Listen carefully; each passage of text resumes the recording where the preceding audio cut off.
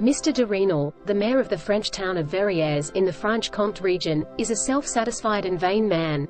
He informs his wife of his decision to hire a governess for their household. There isn't a particular need for a governess, it's just that the local wealthy man, Mr. Valenod, this vulgar boaster who is always competing with the mayor, is too proud of his new pair of Norman horses. Well, Mr. Valenod now has his horses, but there is no governess. Mr. de Renal has already arranged with Father Sorel that his younger son will serve in their household. The old parish priest, Father Julien, recommended him as a young man of rare abilities, who has been studying theology and excelling in Latin for 3 years. His name is Julien Sorel. He is 18 years old, a seemingly fragile young man with irregular but delicate features, large black eyes shining with fire and thought, and dark chestnut hair. He was taught Latin and history by the regimental surgeon, a participant in Napoleon's campaigns. On his deathbed, he bequeathed to him his love for Napoleon, the Legion of Honor Medal, and several dozen books. Since childhood, Julien has dreamed of becoming a soldier. In Napoleon's time, for a commoner, it was the surest way to make a career and rise in society. But times have changed. Julien understands that the only path open to him is to become a priest. Mrs. de Renal does not like her husband's plan. She adores her boys, and the thought of someone alien standing between her and the children brings her to despair. In her imagination, she already draws a repulsive, rough, disheveled guy who is allowed to yell at her children and even beat them. What a surprise for her when she sees before her a pale, frightened boy, who seems to her extraordinarily beautiful and very unhappy. However, within a month, everyone in the house, even Mr. de Renal, begins to treat him with respect. Julien behaves with great dignity, and his knowledge of Latin evokes admiration. He can recite any page of the New Testament by heart. Mrs. de Renal's maid Eliza falls in love with the young governess. In confession, she tells Father Julien that she has inherited some money and now wants to marry Julien. The priest is sincerely happy for his favorite, but Julien firmly refuses this enviable offer. In the summer, the family moves to Verrier, a village where the estate and castle of de Renal are located. Here, Mrs. de Renal spends whole days with the children and the governess.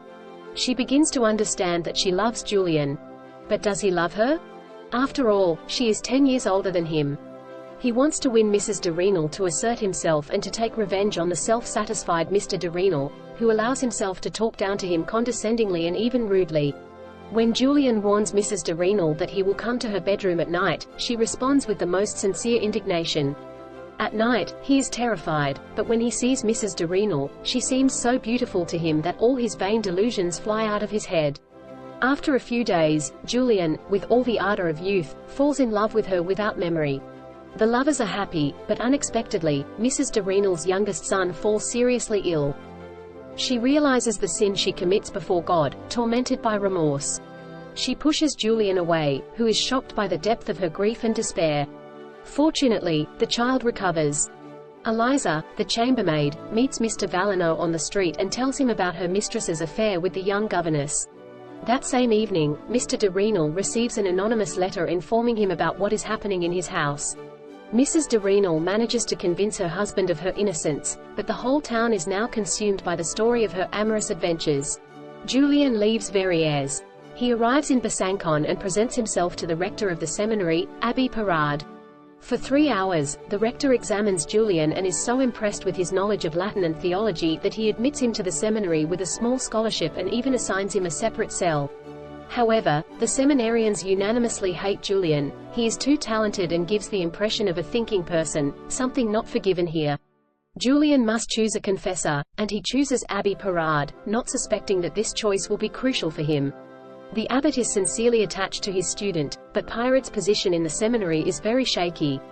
His enemies, the Jesuits, do everything to force him to resign.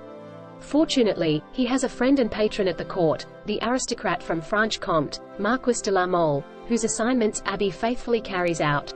Learning about the persecutions Pirard faces, Marquis de la Mole suggests he move to the capital and promises one of the best parishes near Paris. But Julien cannot think about himself. Knowing that Pirard needs money, he offers him all his savings.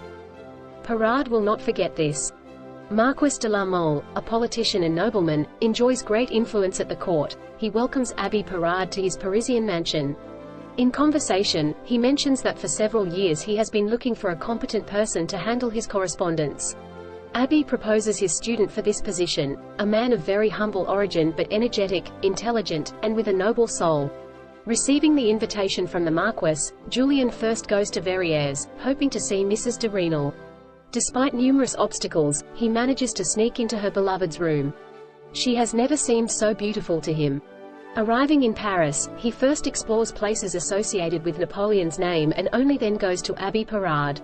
The abbot introduces Julien to the Marquis, and in the evening, he is already sitting at the common table. Opposite him sits a fair-haired, extraordinarily slender girl with very beautiful but cold eyes. Mademoiselle Mathilde de la Mole clearly does not like Julien.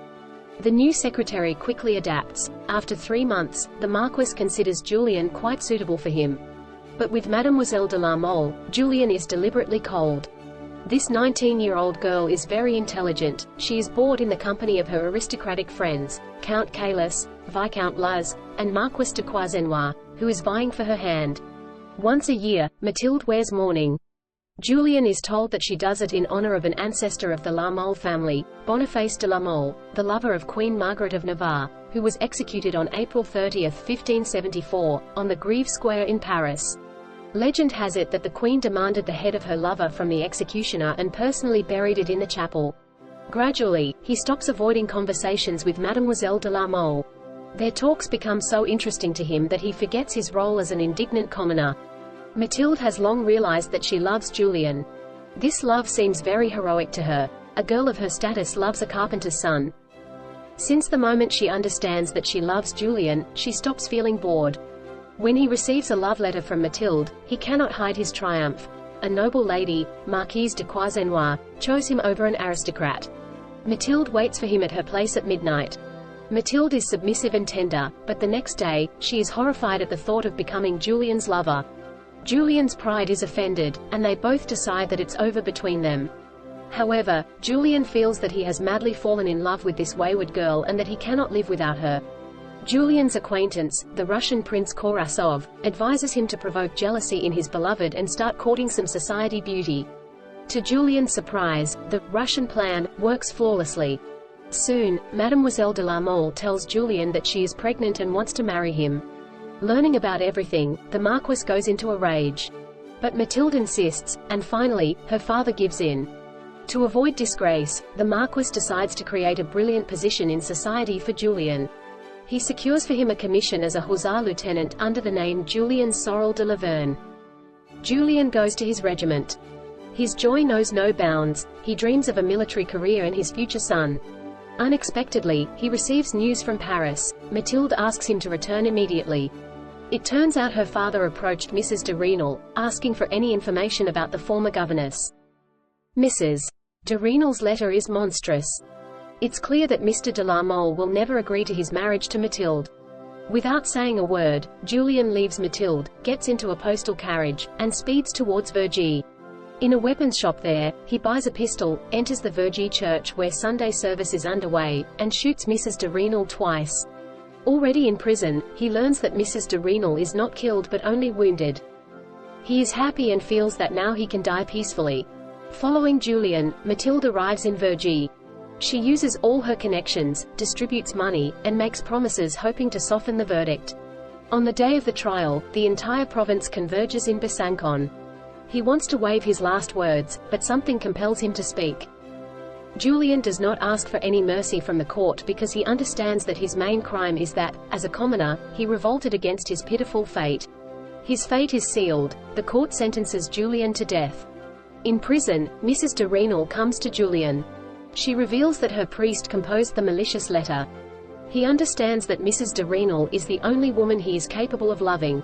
On the day of the execution, he feels lively and courageous. Mathilde de la Mole personally buries her lover's head. And 3 days after Julien's death, Mrs. de Rênal dies.